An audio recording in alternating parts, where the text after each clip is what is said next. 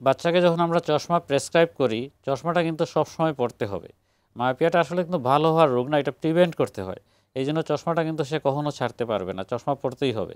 একটা বয়সে গিয়ে আমরা সাধারণত বলি যদি সিম্পল মায়োপিয়া হয় 18 থেকে 21 বছরের মধ্যে এটা কিন্তু স্ট্যাটিক হয়ে যায় বা এরপরে আর প্রোগ্রেস করে না। তখন তার অন্যান্য অপশন থাকতে পারে, চশমার বিকল্প সে কন্ট্যাক্ট লেন্স পড়তে পারে, বা আজকাল আপনারা জানেন লেসিক আসছে, আধুনিক চিকিৎসা, লেজার দিয়ে তার ট্রিটমেন্ট করে তার চশমাটা সে আর নাও পড়তে পারে।